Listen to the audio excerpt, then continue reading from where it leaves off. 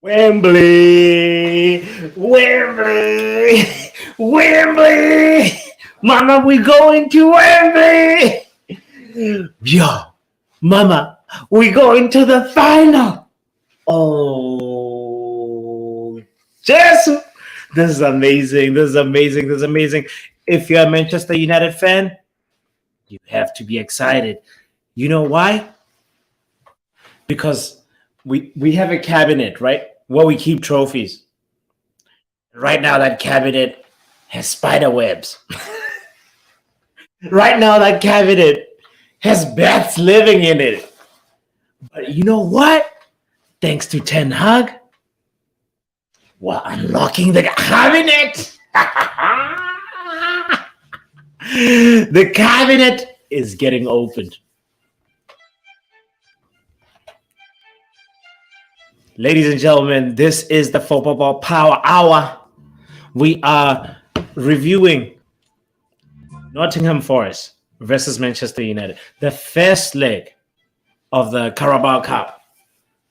As I told you, please, you're welcome into the space, but the first thing you have to do is please hit the like button.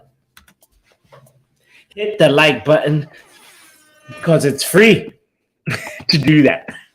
Anyway, so just start off this conversation real quick, I just want to just like share what Steve Cooper, the manager of Nottingham Forest, this is what he had to say about that chance that they have on the return leg. As I mentioned, I'm just excited right now. If you're wondering why this, energy, I'm excited because Manchester United is almost at the final. We're not yet there yet. We have to play one more game.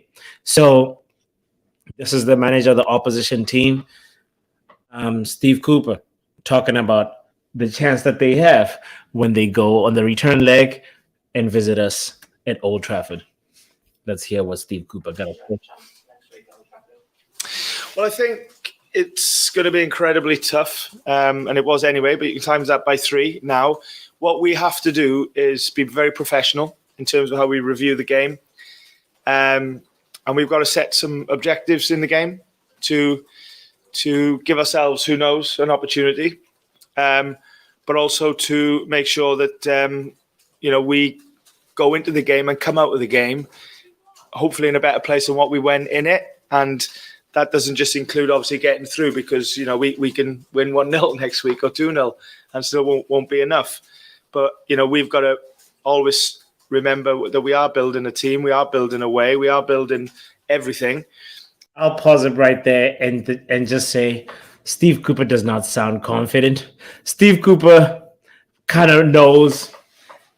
He says we have to set some objectives. I believe he's talking about, just working on the defense. Nothing crazy, because 3 goals, a 3-goal deficit is Mount Everest. I don't know. It's just going to be difficult, especially if you have a player like Marcus Rashford. You can even afford to play Elanga and rely on the pace of Elanga, because the team is just going to eventually just leave spaces behind. So anyway, it's going to be an interesting second leg, and I can't wait for that. The main thing is we are going to the final. Oh, thank you to Ten Hag. Anyway, so ladies and gentlemen, in the review for this game, we usually do this thing where we give the players grades. We pretty much just tell them, all right. we kind of just evaluate every player and give them a grade, A, B, or C, or D, depending on how they performed in the position that they played, and also give a little, performance evaluation remarks. So we're just going to go ahead with it real quick and just be like, all right, let's see. How do we do this real quick? Let me do the little, because I don't have the whiteboard. Usually I have the whiteboard for this kind of stuff, but we're going to do this way. All right, cool. Player Actually, yeah, player grades remarks. All right, let's start. I think the goalie was De Gea, obviously. Um, oh, the man had a clean sheet. You can't hate on De Gea. You have to just give him his A because he had a clean sheet. Obviously, the main thing about his performance was he did have that important save against Gustavo Scarpa. I think that's how you pronounce his name. The his shot from long range. But honestly, De Gea was not tested a lot, so it should be an A minus. And yeah, A minus. Why? Because he had a good save, but not really tested. We gonna just leave that like that. All right. So who was on the left? Malasia. I think it was Malasia, and Malasia was a player that was he was all right defensively, okay defensively, and um, you know, not really not really productive per se offensively. You know, he just did his thing. He was just there when he was needed, and there we go. Let's just write not productive enough offensively. All right, boom. So he gets a B plus for that. All right. Who else was in there? There was Lindelof. Lindelof. Lindelof. Lindelof was unstable at the beginning, but he grew into the game. And honestly, for a player that has not been playing regularly, you have to give him the props and say you, you came in as a rotational player and did your thing. You came in as a rotational player and did your thing. Oh, big up to you, Niall. I just saw that you in the house. Niall says, big ups, football power hour, dude. I've got the power. Yo, I hope you got the power on this lovely Thursday. Niall says, Steve Cooper, it's the final countdown. No, you reckless this morning. Oh, this afternoon. Anyway, all right. Let's finish up with the grades. Now you go distract me. All right. Okay, Lindelof. Let's say Lindelof. His performance, as I said, he grew into the game, and honestly, for a player that has not been playing, let's just give him an A minus. Let's give him an A.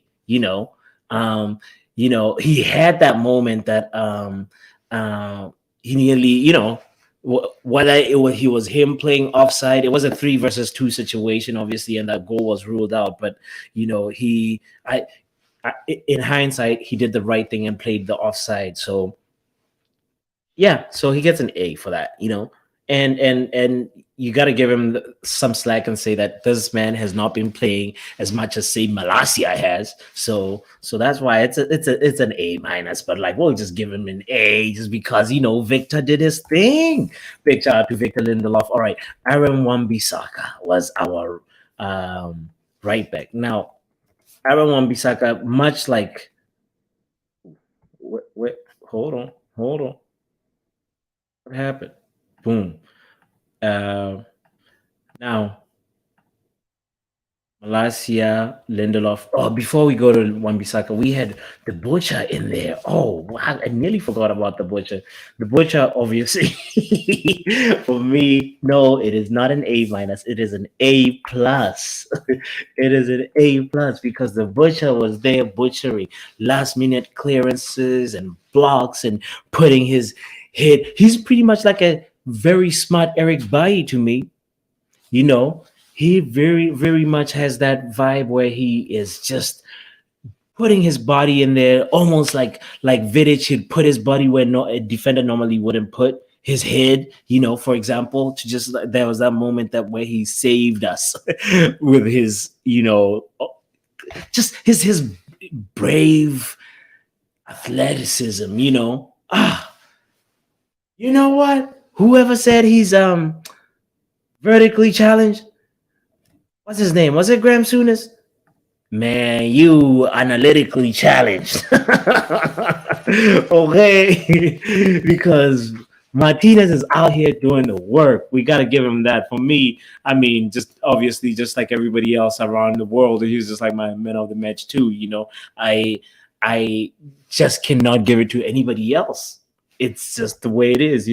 Rashford, yeah, but like Martinez was more the anchor, was more the last stitch defender that we needed every time he was there when we needed him, and he just deserves a shout out. Now, all right, let's go to Wan Bissaka real quick. Wan Bissaka, as I said, he pretty much has a similar. He for me, when Johnson beat him on pace, I was just kind of like, "What's going on with Wan Bissaka? Is there some complacency factor going on, knowing that Diallo is still not available yet, or what?" Like, yeah, other than that, though, he was there when he was needed, but obviously he did not have anything that warranted offensively that warranted him getting an A. So it's a B. It's a B. It's a B plus, just like Malasia. So as I said, Lindelof solid. Martinez, butcher. That's the remarks he gonna get. Wan Bissaka. We said need more offensively. All right, let's go to midfield lineup. Now we had Ericsson and because now Ericsson is a funny one because he keeps a Ericsson for me. Ericsson owes me a long range shot outside the box because the man lethal with that. He does that for Denmark. He did that for Brentford. Why has he not done that for Manchester United? Why? Anyway, at the end of the day, the man was unlucky to hit the crossbar. I think the last game he had one that was very close to the bar, and the game prior to that he had one that was a little. So he's getting incrementally better, but his performance does not warrant an A at all. It's just like, bro, you are a solid B, not even a B plus. Solid. Need more offensively. That's how I feel about yo, Mr. Popo. What's the process? Trust the process. My thought I'll tell you right now, Mr. Popo, the process right now. We evaluating Manchester United players right now, real quick. We're doing a little report card. It's a little throwback, for the ones that are not in school or little throw in for the ones that are still in school. We're gonna say throw in. If you get what I'm saying. Anyway, so Ericsson B solid, need more output offensively. All right, let's go to Casemiro. Casemiro is a funny one because Casemiro. You remember when Scott McTominay used to bench Casemiro and then Casemiro came in? Casemiro wasn't really fluid for the first couple of games. He still wasn't, and he still, for me, I might have the unpopular opinion and say, for me, he had way too many misplaced passes for the Casemiro standard that I'm used to, and for that reason, it cannot be not even a B plus. Casemiro is right there, looking at a very very high C plus for me for Casemiro. Of course, he was there for a lot of times when we needed him to block the other team like attacking, and he was there, but the main thing is he needs to get his passing together, and I need him to be in the groove ASAP because Casemiro is a very very important player, and when he's really, I gotta give him the credit though. Obviously, that pass to who was on the right? It was not Bruno. Oh, it was the pass to Anthony, and then Anthony, he set the ball up, and then from there hit the ball, and then from there, where Gusto was able to feed off of the rebound. So you got to give Casemiro that because Bruno was there on the right. It was because there was Bruno right there on the right, and also I think also he deserves a little credit for. Yeah, I mean, there was like another moment that was really impressive, but he still gets a C plus. Need you to be in the groove, Casemiro. you know. Now Bruno is a funny one because Bruno provided that nice chance for Anthony. Anthony should have scored that. That was a nice. Bruno gets a lot of stake for it's crazy. But the main thing is he did provide chances and also um a few times he was sloppy with the ball, but like we gotta give him the B. We gotta give him a B and say, all right, B for Bruno, B minus actually, B minus, because he's also somebody that I highly rate like Casemiro. Too sloppy.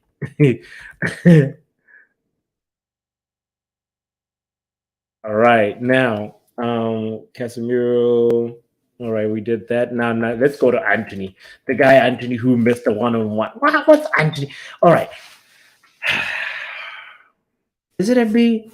Let's consult Eric Ten Hag's assessment of Anthony real quick and see how Eric Ten Hag feel about the boy because we might need a little bit of perspective. We might need because it's interesting. A lot of Manchester United fans just giving him stick. But here's the thing: the man is on an incremental, very, very, very steady improvement. We can't expect him to perform like Rashford when he's 3 years younger. We got to give Anthony the time to develop. So we're expecting miracles already right now because of the price tag, which makes a case, but it doesn't make all the sense that we need to just make sure that we give him the time. So let's see what Ten Hag had got to say about the boy I Anthony. think he played a really good game, and I think he was a threat. He was good in between the lines. He was good in verticality. He had some good actions to the goal of the opponent. He had to score, but there was a great combination. So we wanted to see that more dynamic in the front line. We are working on that part, and that is the most difficult part. But I have seen some good movements today, and also I think in the last couple of games, and I'm happy with that. That's 10 in 10 for Marcus now, and that was a fabulous goal. Do you see anybody in the country who's playing better than him at the moment? I can't imagine that anyone's making as big an impact. Man, you just gotta be like Ten Hag. He Sensei Ten Hag, master teacher.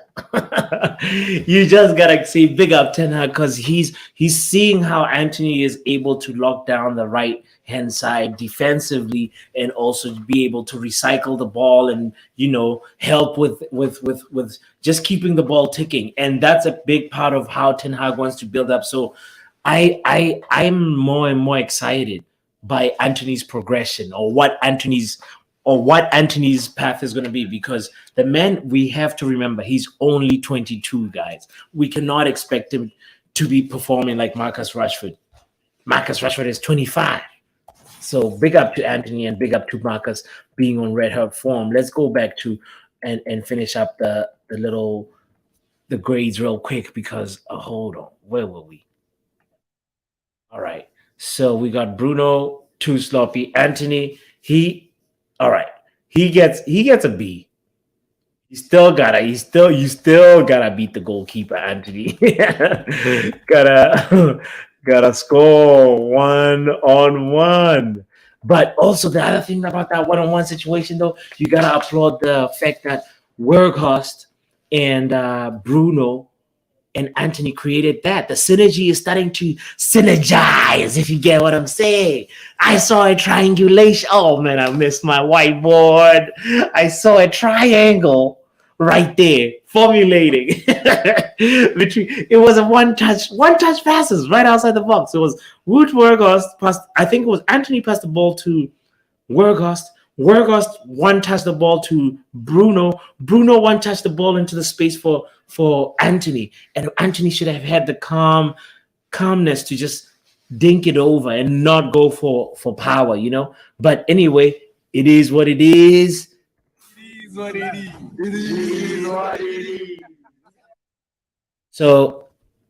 all right. Now talking about Woot. Woot. You can't hate on Woot, the fox in the box. He's sniffing. He just needs some more service, please. Some more service. Please, please, please, please. Fox in the box. Oh man, Woot is out here killing it. You have to just give the guy the props and say he opened his account at Manchester United and he gets a solid A for his performance. Now, Marcus Kozarakis. Oh man, A plus as just as much as Martinez. Fire, fire, fire, Marcus. Because you know why, Marcus? The all important first goal that is reminiscent of number 11 Giggs. Oh boy, he got the cup spirits ancestors working with you and everything. And his moniker and everything is in line. His spirituality, he's good right now. He's good, and that's what we need to be aiming for. We gotta big up to you, Planet Fuzz in the building. We talking about how Marcus Rashford got his moniker right. You know what I mean? Anyway, all right. So who we got next? I think we got we gotta give a grade to the man Eric Ten Hag. Eric Ten Hag gets a solid A, because you know what? Honestly, he surprised me with the selection because I predicted, even though I didn't do a preview for that game, I predicted a very, very weak lineup. And that's because I feel like I had some kind of Ollie vibes thinking in me where you'd say, all right, there's a game that's good, but we're gonna win it, and you could have picked a slightly weaker lineup if you were only gonna Solskjaer vibes, so I really just salute Eric Ten Hag for saying, hey, Marcus Rashford is in red hot form, let's keep the form going. So the man deserves all of that credit for that, because it's something that shows every game is so important. And you know what? The result of it puts us in pole position. To say, Mama, we're going to the final, Mama. So Eric Ten Hag deserves all the flowers, and he gets a freaking A plus. There was no injuries too. I'm worried about Marcus Rashford. He was somebody that actually I was like, I would not start Marcus Rashford. I'm sure Alejandro Garnacho would have done well too, or even Alanga, because that game was very stretched. The Nottingham Forest Manchester United game, ladies and gentlemen, was stretched. It was a back and forth boxing match, and it's just showing the vibes of these cup games are not going to be an easy walk in the park. And remember what happened with Newcastle. You remember? It was a draw. Remember what happened before the draw? It was another draw. Now, are we talking about, you know what I'm saying? We're talking about a real final in our hands, and that's going to be happening at the end of February. So I'm excited for that. I'm just saying, Eric Ten Hag, it's time to unlock that cabinet. Yo, don't forget to hit the like button. Don't forget to subscribe if you haven't subscribed. And the show is the Football Power Hour. We were just doing the quick review of the Nottingham versus Manchester United. Let's see what now I gotta say. He say, now, you are here saying, I've got the power. Boom. yo, one love. By the way, I'm just so excited. I'm so excited. I just have to say, Mama, we're going to the final! Wembley!